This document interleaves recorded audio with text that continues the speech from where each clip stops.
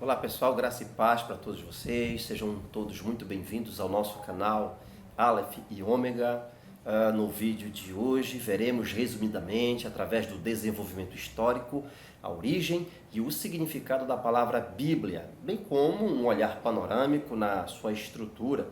E como um suplemento, veremos quando e por quem a Bíblia foi traduzida para o nosso idioma, o português. Bom, o termo Bíblia é um nome geral dado às escrituras sagradas da Igreja Cristã. Essa palavra portuguesa, ela vem do latim Bíblia, que por sua vez vem do grego biblia, que é o plural de biblion, que significa livro pequeno. Portanto, Biblia, no grego, significa livros pequenos. Essa palavra deriva-se originalmente de biblos, que era o nome de uma cidade fenícia, conhecida no Antigo Testamento como Gebal, e a qual era um dos antigos e importantes centros de produtores de papiro, uma espécie de papel antigo. Assim, a palavra Bíblia, mediante um desenvolvimento histórico, veio a designar o livro dos livros, as Sagradas Escrituras, compostas de Antigo e Novo Testamento, a principal fonte de ensinamentos religioso e ético dos cristãos. A nossa Bíblia, em português, divide-se em duas partes principais, o Antigo e o Novo Testamento, tendo ao todo 66 livros, sendo que no Antigo Testamento temos 39 livros e no Novo Testamento 27. Dentro do Antigo Testamento há um grupo bem definido de livros, como por exemplo o Pentateuco, livros históricos, livros poéticos e sapienciais e, por fim, livros proféticos. No Novo Testamento, a divisão dos livros é a seguinte: os evangelhos, o livro histórico, as epístolas e o livro profético. Há 3 idiomas envolvidos no texto original da Bíblia: o hebraico, o aramaico e o grego. O hebraico é a língua da maior parte do Antigo Testamento. Cerca de 98% dele foi escrito em hebraico, mas algumas porções, cerca de 2% do texto, foram preservadas em aramaico. O Novo Testamento foi quase integralmente escrito em grego, tendo como exceções algumas expressões aramaicas usadas por Jesus, como por exemplo, Talita cumi, Abba e Eloi, Eloi, lama sabachthani, e também pelo apóstolo Paulo, como a expressão Abba e Maranata. E as versões críticas da Bíblia, usadas para as traduções do mundo de hoje, são as seguintes: a Bíblia Hebraica Stuttgartensia, que hoje está na sua 5ª edição, a Septuaginta, que de certa forma também é utilizada, e o Novo Testamento Grego de Nestle Aland, na sua 28ª edição. Hoje, quando uma Bíblia é traduzida, a sua parte do Antigo Testamento é baseada na Bíblia Hebraica Stuttgartensia, que é completa, ou seja, de Gênesis a 2 Crônicas. Isso equivale a Gênesis a Malaquias nas nossas Bíblias. Essa Bíblia baseia-se no texto massorético hebraico do Códice de Leningrado, B19a, do início do século XI da nossa era. A Septuaginta é a tradução grega do Antigo Testamento hebraico, feita entre os séculos III e I a.C.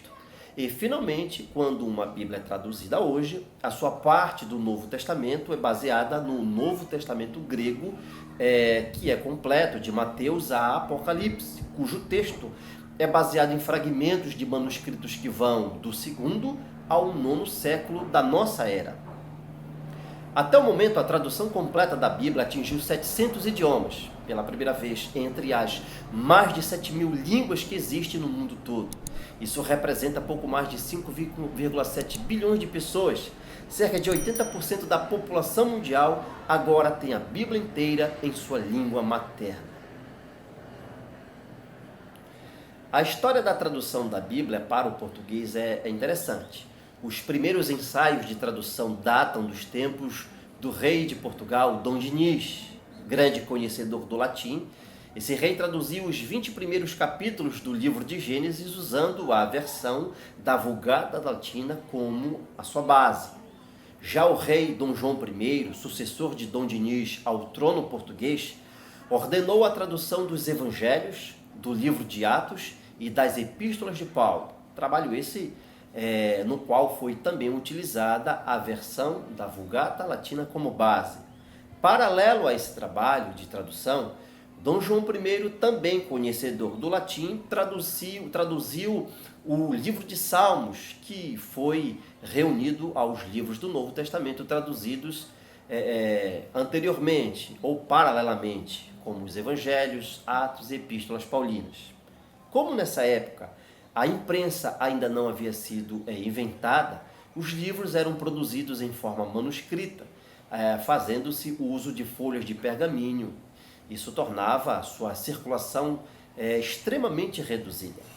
Nos anos seguintes, foram preparadas diversas traduções de porções da Bíblia.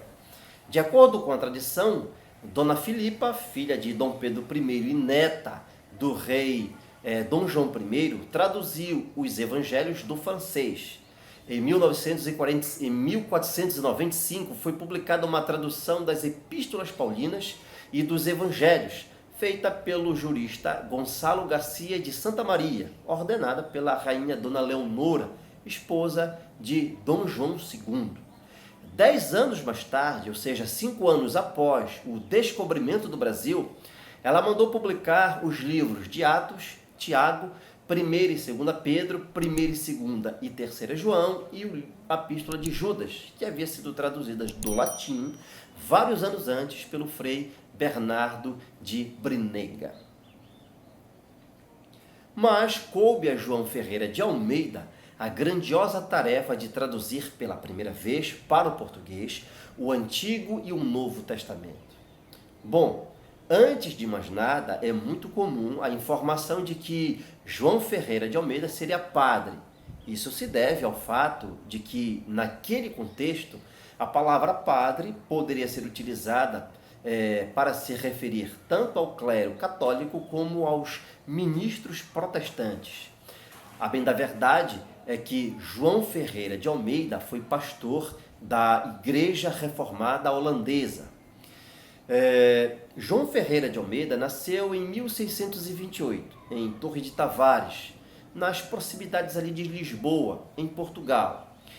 No ano de 1640, quando tinha 12 anos de idade, Almeida mudou-se para o sudeste da Ásia e, após viver 2 anos na Batávia, que era um centro administrativo da Companhia Holandesa das Índias Orientais e ficava na Indonésia, Almeida partiu em 1642 para Malaca, uma ex-colônia portuguesa na Malásia, e lá, pela leitura de um folheto em espanhol, converteu-se à fé evangélica e juntou-se à Igreja Reformada Holandesa.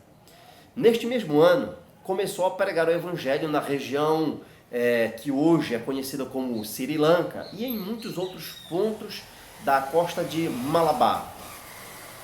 Seu primeiro trabalho como tradutor ocorreu em 1642, com a tradução do espanhol de um resumo dos evangelhos e das epístolas.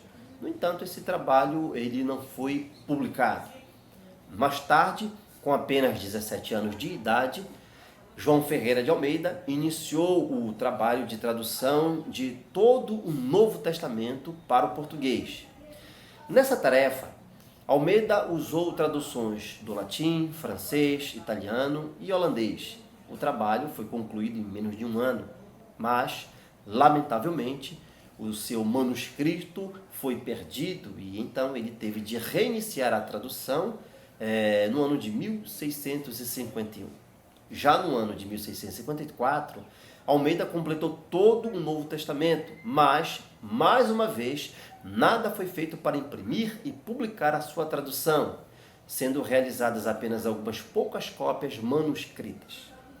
Depois de uns anos conturbados, já sendo pastor, Almeida foi sentenciado à morte por heresia em 1661, por assumir uma posição forte contra o que ele chamava de superstições papistas.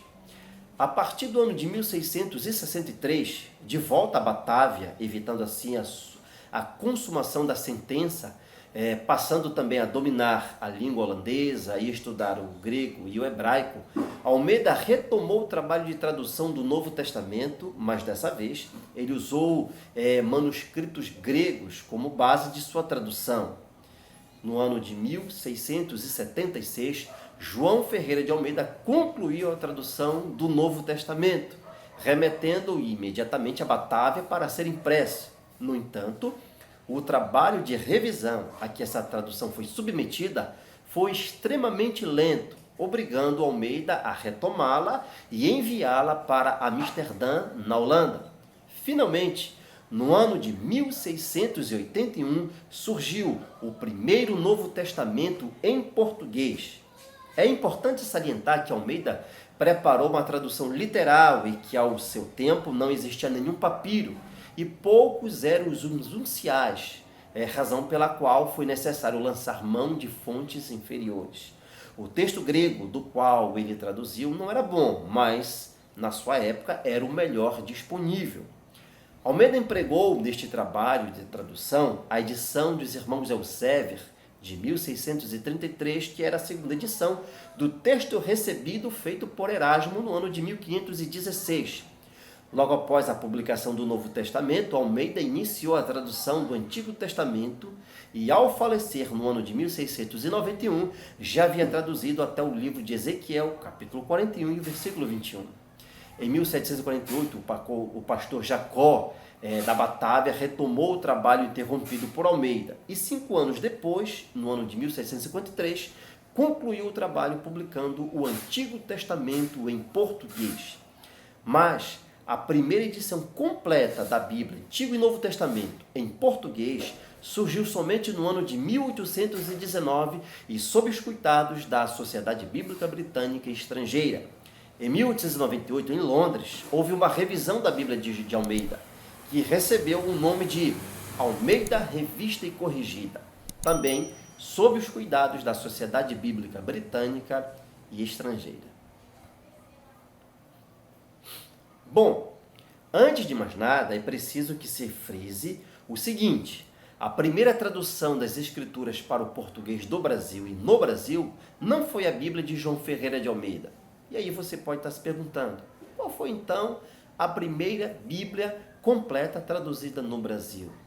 Bem, em 1902, a Sociedade Bíblica Americana, em conjunto com a Sociedade Bíblica Britânica e Estrangeira, empenhadas na disseminação da Bíblia no Brasil, patrocinaram uma nova tradução da Bíblia em português para o português verdadeiramente brasileiro.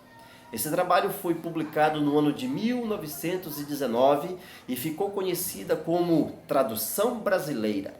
O texto base utilizado nesse trabalho para a tradução do Antigo Testamento foi a Bíblia Hebraica de Letteres, de 1866. Já o texto base utilizado para a tradução do Novo Testamento foi o Novo Testamento grego de Nestle, do ano de 1914. Assim, podemos observar que esta tradução, a tradução brasileira, foi baseada em manuscritos melhores que os utilizados por João Ferreira de Almeida. Porém, por essa época, ainda não havia ocorrido a descoberta enigmática dos manuscritos das cavernas de Qumran, nas proximidades ali do Mar Morto. Pois bem, em 1948, foi fundada a Sociedade Bíblica do Brasil, no Rio de Janeiro. Essa entidade fez 2 revisões no texto de Almeida. Nessas revisões, já foram usados manuscritos gregos do Mar Morto, muito superiores aos do texto recebido, utilizados originalmente por João Ferreira de Almeida. Das 2 revisões elaboradas pela recém-criada Sociedade Bíblica do Brasil, uma foi menos profunda, que conservou o nome de Almeida Revista e Corrigida.